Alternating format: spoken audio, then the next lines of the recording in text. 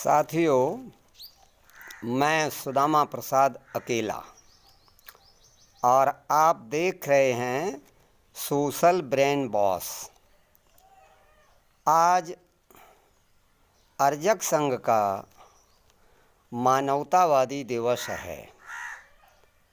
ये मानवता दिवस क्यों मनाया जाता है, इसके बारे में हमें आपको जानकारी देनी है। दरअसल ये मानवता दिवस महामानव गौतम बुद्ध की जन्म के पावन पर्व पर मनाया जाता है। आज 15 मई है। 15 मई को महामना गौतम बुद्ध ने ईसा से 563 ईसा पूर्व जन्म लिया था। आज उनके बारे में हम कुछ विशेष जानकारी आपको देना चाहते हैं। महामना गौतम बुद्ध का जन्म एक शाक्य परिवार में हुआ था जो किसानी का काम करते थे। शाक्य राज्य में एक राजा जो है राज्य करते थे, जिनका नाम था जयसेन। जयसेन के एक पुत्र था जिसका नाम था सिंहनु, और सिंहनु की जो पत्नी थी उसका नाम था कच्छाना। इनकी राजधानी कपिलवस्तु थी।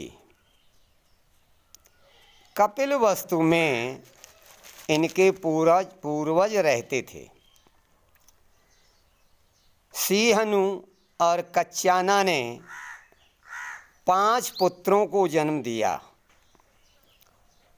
सबसे बड़े पुत्र का नाम शुद्धोधन था, दूसरे का नाम धोतोदन था, तीसरे पुत्र का नाम रक्कूदन था, चौथे पुत्र का नाम सुक्कूदन था और 5वें पुत्र का नाम अमितोदन था। माने 5 भाई थे शुद्धोधन, और 2 पुत्रियां थीं। पुत्रियों के नाम जो हैं अमिता और पमिता था।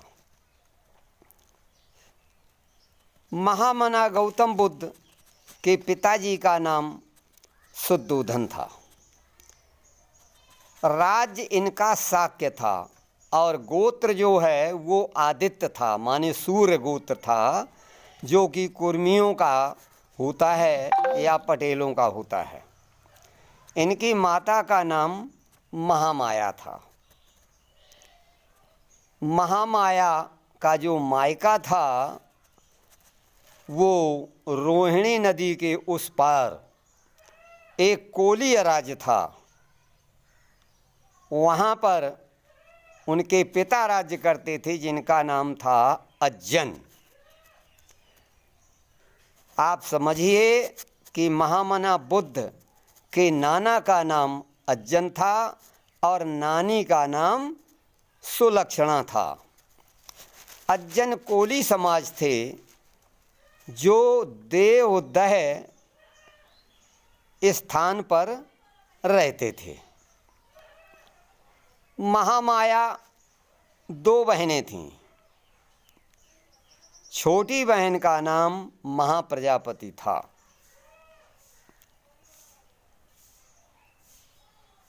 शुद्धोधन और महामाया ने मिलकर महामना गौतम बुद्ध को जन्म दिया। जन्म के 7वें दिन महामाया का देहावसान हो गया था। इनके जन्म के बारे में बताया जाता है कि महामाया अपने मायके जा रही थीं तो रास्ते में एक जंगल पड़ता था जिसका नाम था लुम्बिनी। लुम्बिनी के जंगल में इनका जन्म हुआ था। माने वनस्पति जगत के बीच में इनका जन्म हुआ था। जब ये 7 दिन के थे तो महामना गौतम बुद्ध की माता जी का देहांत हो गया, और उस समय दूसरा विवाह तभी होता था जब उसके पौरुष की परीक्षा हो जाती थी।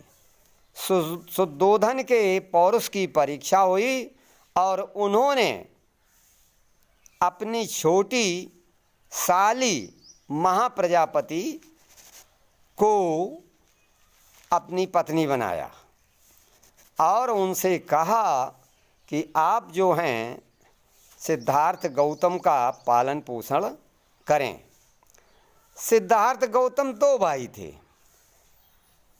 छोटे भाई का नाम नंद था। आपने देवदत्त की कहानी सुनी होगी। देवदत्त जो है अमिता की बुआ का पुत्र था। देवदत्त और महामना बुद्ध एक साथ खेला करते थे। महामना बुद्ध जो है अहिंसावादी थे और देवदत्त जो है वो शिकार करते थे।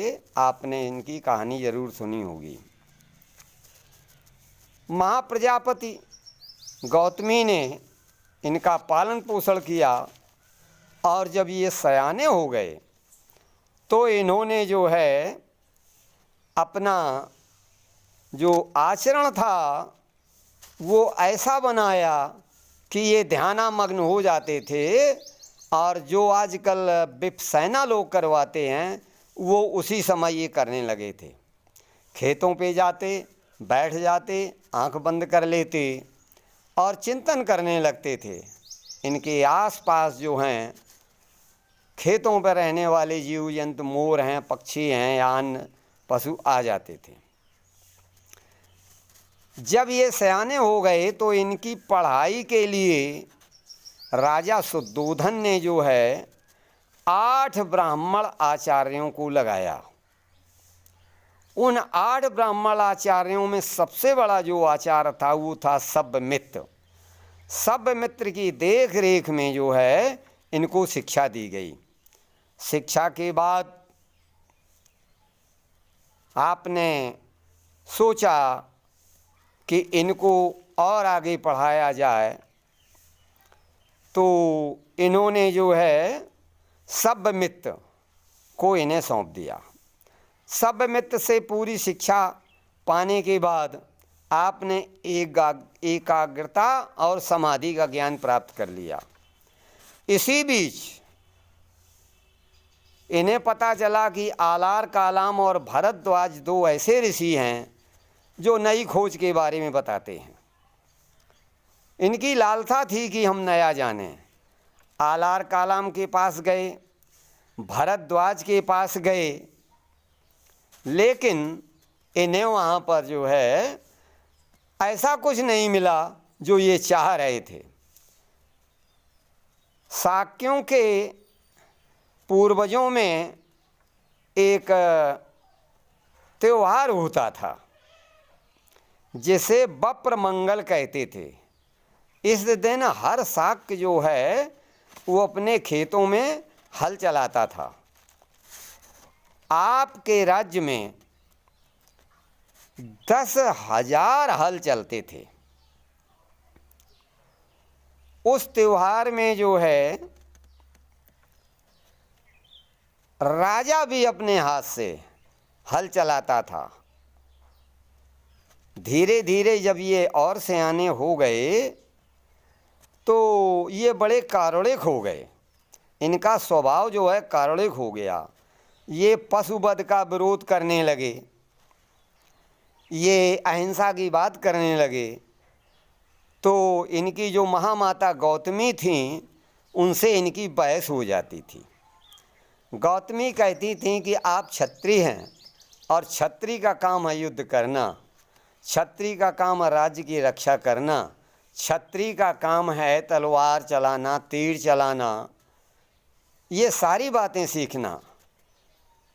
तो तो ये बहस के बाद कह देते थे अपनी माता से कि आप हमें ये बताइए कि लड़ना ज़रूरी है क्या, शिकार करना ज़रूरी है क्या। आखिर गौतमी जो है इनके तर्क के आगे मौन हो जाती थीं। गौतम जी कहते कि क्या एक आदमी दूसरे आदमी को मारे ये क्षत्रिय का कर्तव्य है। जब ये और सियाने हो गए तो शादी के लायक हो गए। अब इनके पिताजी ने इनकी शादी जो है दंडपाण नाम के एक ब्राह्मण थे, उनकी पुत्री थी, बहुत खूबसूरत थी यशोधरा। तो दंडपाण ने अपने यहाँ स्वयंवर का कार्यक्रम रखा और स्वयंवर में गौतम जी गए थे अपने दोस्त छंदक के साथ। वहाँ पर इन्होंने स्वयंवर में जो शर्त रखी गई थीं उन शर्तों को इन्होंने पूरा किया। पूरा करने के बाद ये वहाँ से उसकी पुत्री जिसका नाम जो है यशोधरा था उसको विवाह करके घर लाए। घर लाने के बाद में उनसे एक पुत्र पैदा हुआ जिसका नाम राहुल था। अब शाक्त संघ में एक व्यवस्था थी कि जब बच्चा 20 साल का हो जाता था तो शाक्त संघ की एक बैठक होती थी और बैठक में उस बच्चे को लाया जाता था और एक प्रस्ताव रखा जाता था कि क्या ये संघ का सदस्य बन सकता है। उसमें प्रस्ताव आते थे और यदि प्रस्ताव पास हो जाता था तो वो संघ का सदस्य बन जाता था। 20 साल की उम्र में आप संघ के सदस्य बन गए थे। संघ के सदस्य बनने के बाद एक समय ऐसा आया कि ये जब दीक्षित हो गए थे संघ में तो संघ की एक बैठक हुई और जो निर्णय उस पीरियड में होते थे, उस काल में होते थे, वो निर्णय संघ की बैठक में सर्वसम्मति से जो पास हो जाते थे प्रस्ताव, वो निर्णय लिए जाते थे। उस समय दरअसल इनके राज्य के किनारे से एक रोहिणी नदी बहती थी और उस नदी के उस पार जो है कोली राज्य था। तो नदी के जल बंटवारे में जो है झगड़ा होता रहता था। कभी इनके मजदूर कभी उनके मजदूर आपस में लड़ जाते थे। तो शाक्त संघ ने क्या किया कि एक बैठक की और बैठक में ये प्रस्ताव लाए कि ऐसे नहीं बनेगा, अब युद्ध उनसे किया जाए। और ये प्रस्ताव जो है महामंत्री ने शाक्त संघ की बैठक में रखा। अब संघ में जब ये प्रस्ताव आया तो ये बात कही गई कि इस प्रस्ताव का जो है कौन समर्थन करता है। तो सारे लोगों ने हाथ उठा दिया कि मैं इसका समर्थन करता हूँ कि कोलियों से युद्ध छेड़ा जाए। तो जैसे ही महामंत्री ने ये कहा कि ये प्रस्ताव सर्वसम्मत से पास होता है कि उनके साथ अब युद्ध किया जाएगा, वैसे ही महामना बुद्ध खड़े हो गए और खड़े होकर के उन्होंने कहा कि मैं इस प्रस्ताव का विरोध करता हूँ। युद्ध जो है वो किसी समस्या का समाधान नहीं है। सारा संघ स्तब्ध रह गया, पूरे हाल में सन्नाटा छा गया। महामंत्री ने कहा कि राजकुमार, क्या आप जानते हैं कि इस प्रस्ताव का विरोध करने का दंड क्या होगा? उन्होंने कहा, हाँ, मैं दीक्षित हो चुका हूँ, मैं जानता हूँ कि इस प्रस्ताव का विरोध करने पर हमें राज्य से निष्कासित कर दिया जाएगा। और यही हुआ। बहुत समझाया लेकिन इन्होंने कहा कि नहीं, युद्ध के ही किसी समस्या का समाधान नहीं है और मैं युद्ध नहीं चाहता हूँ। हुआ क्या इनको जो है राज्य से निष्कासित कर दिया गया। हालांकि लोगों ने कहानियों में लिखा है कि महामना बुद्ध ने जो है एक मरे हुए आदमी को देखा और उनको जो है बड़ा पीड़ा हुई और वो घर छोड़ गए, या ऐसा नहीं है।